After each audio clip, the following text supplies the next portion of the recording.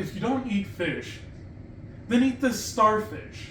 I can't eat starfish either. Why not? They remind me of someone.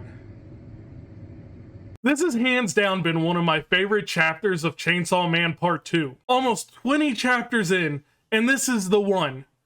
Why is that though? As I've mentioned before, Fujimoto has this way of doing slow build-ups to big reveals. Slow build-ups that come with rich character moments such as what has occurred in chapter 116. I don't mean that lightly either. For the first time, we've received a straightforward answer to a question we've had for a long time. Has Denji changed? And if this video changes your opinion on my channel to a positive one, I hope that you'll like and subscribe.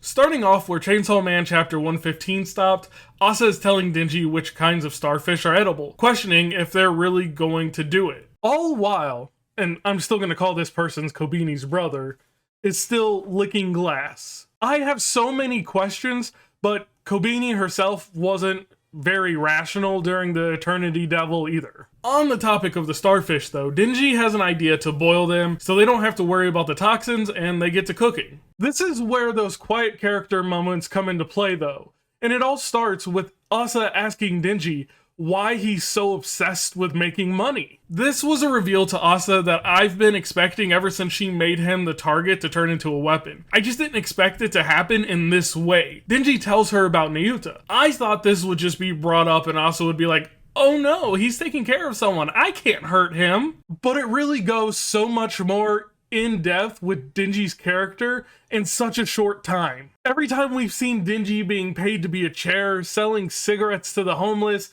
and now stealing things to sell in the aquarium, it's all been for Nyuta as he wants to save up for her tuition to put her into college, which also gives us an answer as to what Denji most likely did with the money that was left to him from Aki. He wants her to have a better life than he did, even if that means he has to steal to do it, which does bring into the question that old debate of if someone's stealing food for their kids, is it really wrong? Like, if they can't afford it? As someone with kids, if I suddenly didn't have the income to feed them, best bet I'm gonna do what it takes to put food on the table. So I get it. That's besides the point though, as Denji is finally putting someone above him in a more positive light. Something he's thought of and decided for himself to do, unlike with Makima. We've seen bits and pieces of how Denji has matured, but this really solidifies that for me. He may still be the same goofy Denji that we knew, but now he has a more mature dream.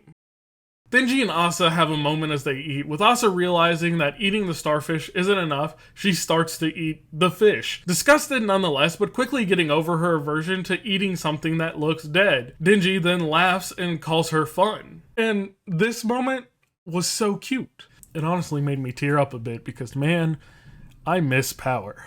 When is she going to return? After being called fun, Asa gets up saying that she's an interesting woman and that she's fun and that she's charming. Denji can't help but to smile and say that she reminds him of an old friend. Fujimoto, please bring Power back in a good way. I can only imagine him bringing the Blood Devil back with no trace of her past interactions with Denji, with no chance of ever getting those memories back, only for Denji to have to kill her.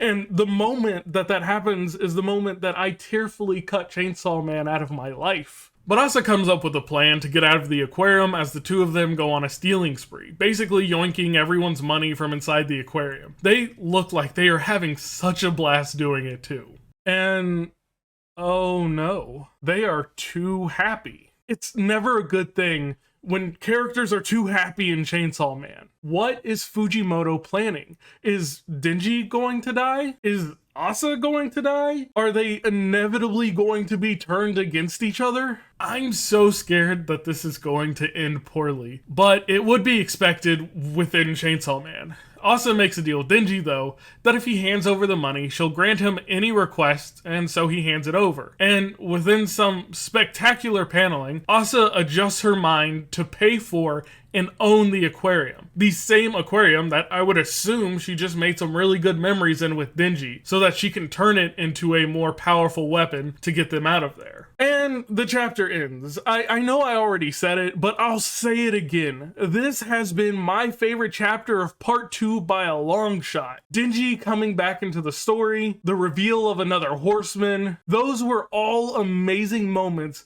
but they just don't stack up to the slow characterization that happens in this chapter. We get to learn how much Denji has matured. We get a glimpse of Naota's personalities, or at least her smarts. We see Asa coming into her own and forming her own plans to get out. And the whole chapter is without the internal monologue of characters trying to tell you how to feel. It's all things that are learned between two characters just getting to know each other. And that's what makes it phenomenal. I want more of this. I need more of this. And more importantly, I can't wait for chapter 117. Will this plan of Asa's work? Is Chainsaw Man even going to be required?